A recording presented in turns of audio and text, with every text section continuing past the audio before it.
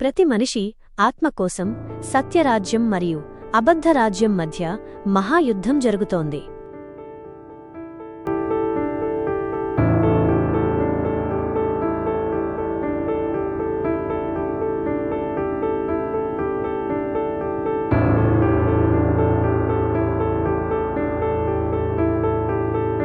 ఇతను జాన్. అతడు దేవునికి విశ్వాసపూర్వకంగా సేవ చేసే సేవకుడు.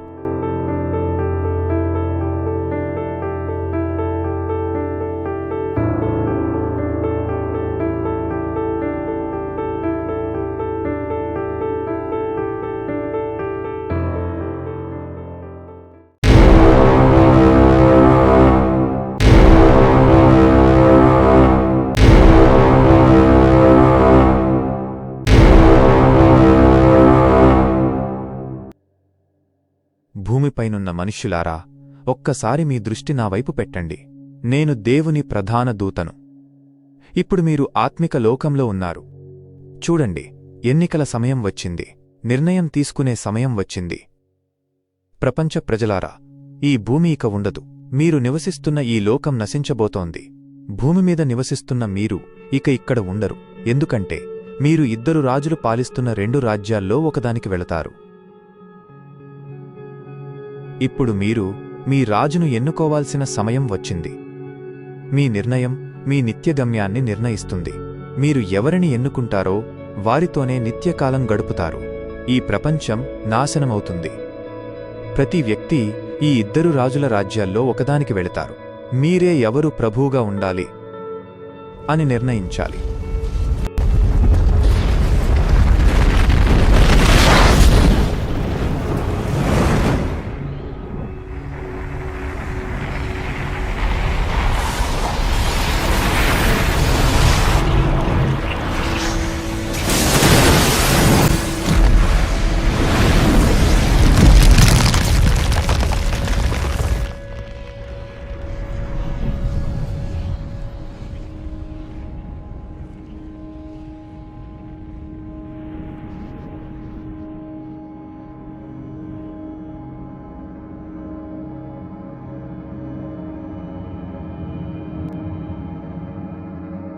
మొదటి రాజు వెండి, బంగారం మరియు అపారమైన సంపద కలిగిన రాజు.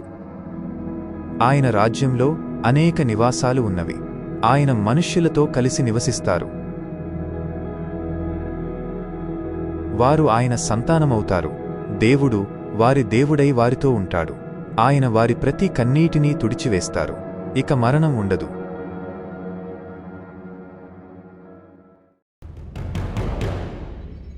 రెండవ రాజు దరిద్రుడు.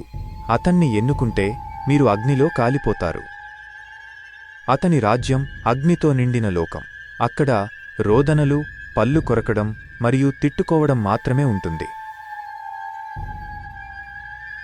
ఇది ఎన్నికల సమయం.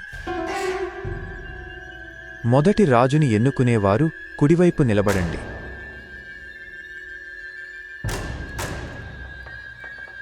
రెండవ రాజుని ఎన్నుకునేవారు ఎడమవైపు నిలబడండి.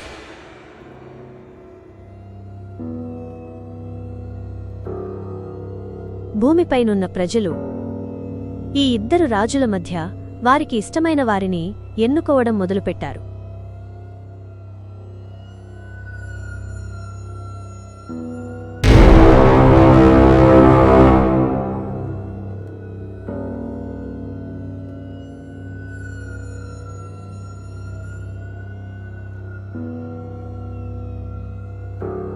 నేను వెంటనే కుడివైపు ఉన్న రాజును ఎన్నుకున్నాను. చాలామంది కూడా అదే చేశారు.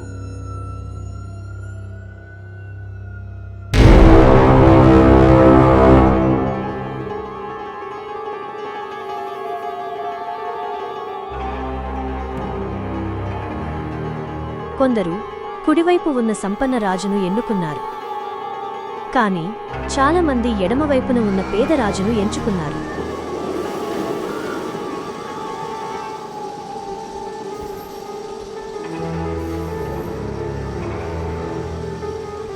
జాన్ ఆశ్చర్యపోయాడు.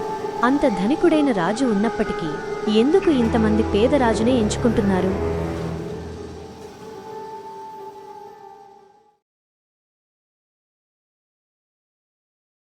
జాన్, నీవు ఎన్నుకున్న రాజు నేనే. నీకు సమాధానం కలుగునుగాక. నీవు సరైన నిర్ణయం తీసుకున్నావు. ఎందుకంటే వెండి, బంగారం, ధనం అన్నీ నావే. మరో రాజు పేదవాడు, అతనికి ఏమీ లేదు.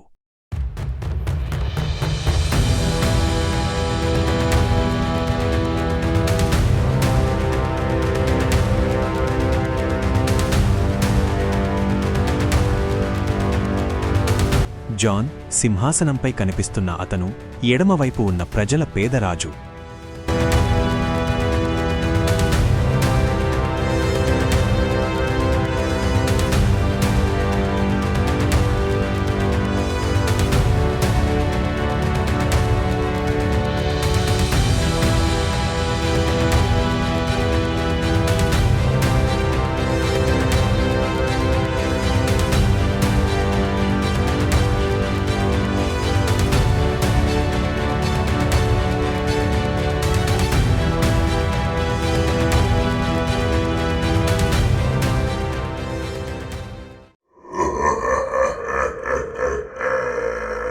మనుష్యులారా, నేను మీతో ఒక విషయం చెప్పడానికి పిలిచాను. నా మూర్ఖులారా, క్షమించండి. నా ప్రజలారా, మనకు ఉన్న సమయం చాలా తక్కువ అని మీకు తెలుసా? మన రోజులు లెక్కపెట్టబడ్డాయి.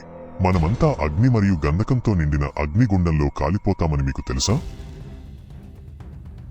అవును ప్రభువా, మేము అగ్నిగుండంలో కాలిపోతామని తెలుసు. మనం నరకానికి వెళ్లబోతున్నామని మీకు తెలుసా? అవును రాజా, మాకు తెలుసు.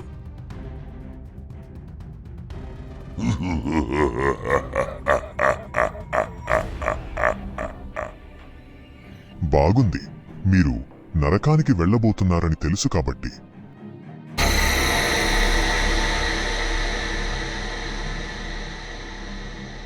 ఇప్పుడు మీరు మరింత వేగంగా పనిచేయాలి. సమయం లేదు మిత్రమా, శరణమా లేక రణమా. నన్ను ఇష్టపడి ఎన్నుకున్న వారితో మనకు ఎలాంటి సమస్య లేదు. వారు మనవారు. వారు మనతో కలిసి అగ్నిగుండంలో పడతారు. కాని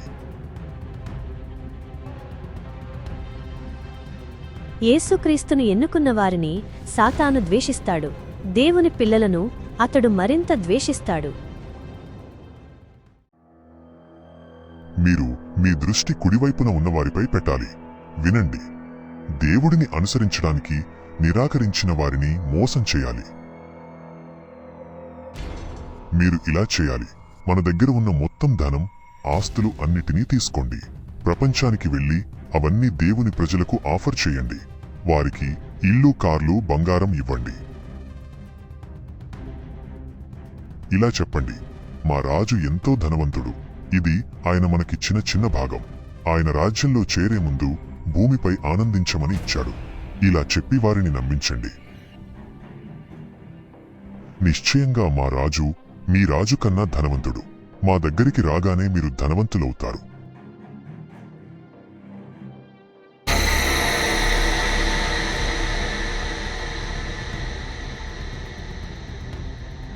మన మొత్తం డబ్బును ప్రపంచంలోని బ్యాంకుల్లో ఉంచండి. వాటిని మన సంపదతో నింపండి. తర్వాత దేవుని ప్రజలకు సులభమైన రుణాలివ్వండి. గడువు లేదు అని చెప్పండి. జీవితాంతం చెల్లించవచ్చు అని చెప్పండి. చింతించవద్దని చెప్పండి. వారిని అదో విధంగా రుణం తీసుకునేలా చేయండి. ఎందుకంటే వారు చనిపోయే సమయానికి మన రుణం వారి మీద ఉంటే వారి ఆత్మను మనం స్వాధీనం చేసుకుంటాము. నేను వారి రాజు ముందు ఇలా ఆరోపిస్తాను, వారు మా సొత్తును వాడారు, మాకు వారు అప్పు పెట్టారు. వారు మరణించినప్పుడు మన రుణంతో ఉంటే వారి ఆత్మపై మన హక్కు ఉంటుంది.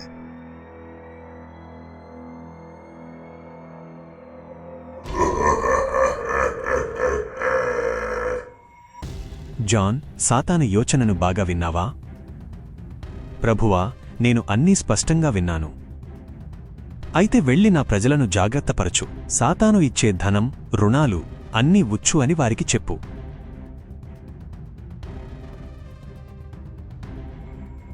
సహోదరులారా, మన రాజు ఇలా చెప్పారు, సాతాను పిల్లలు మీకు ధనం, రుణాలు, ఆస్తులు ఇస్తారని చెప్పి మోసం చేస్తారు. ఇది ఉచ్చు, జాగ్రత్త.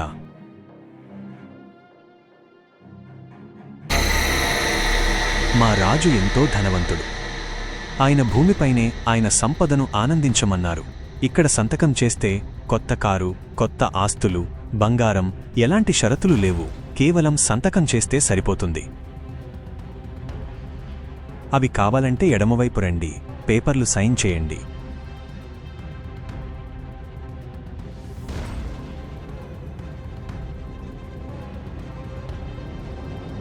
సాతాను మీ ఆత్మల కోసం వచ్చాడు.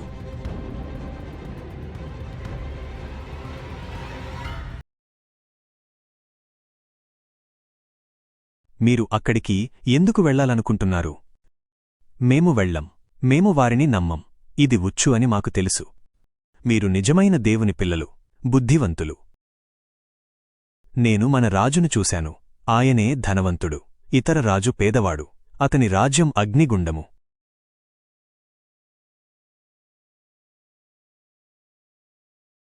సాతానుడిని అనుసరించేవారు అంతా అగ్నికుండలో పడతారు. స్నేహితులారా, మన జీవితంలో ప్రతిరోజూ తీసుకునే ప్రతి నిర్ణయం, మన ఆత్మకోసం జరుగుతున్న కనిపించని యుద్ధంలో వేసే ఒక ఓటు, మనం ఎవరివైపు ఉంటామో అది మన నిత్య భవిష్యత్తు అదే రాస్తుంది. సాతాను చూపేది అందం కాదు, ఉచ్చు చూపేది వెలుగు కాదు, అబద్ధం చూపేది సుఖం కాదు, బాధ.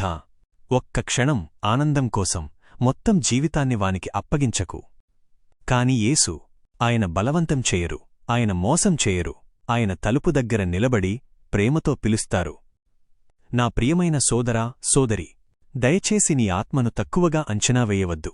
నువ్వు సాతానుని బంగారు గొలుసులకు సరిపోవు. నువ్వు నిత్యజీవానికి సృష్టించబడినవాడివి, నిత్యరాజ్యానికి సిద్ధం చేయబడినవాడివి. ఈ క్షణం, ఈ సందేశం నిన్ను పిలుస్తోంది. ఈరోజు ఒకే మాట చెప్పు, ప్రభువా, యేసూ, నేను నిన్నే ఎంచుకుంటున్నాను. ఒకరోజు ఆకాశం తెరుచుకుంటుంది, సర్వలోకరాజు ప్రత్యక్షమవుతాడు. అప్పుడు నీ ఈ చిన్న నిర్ణయం నీ నిత్య గమ్యమవుతుంది. దృఢంగా నిలువు, యేసును ఎంచుకో. ఆమేన్.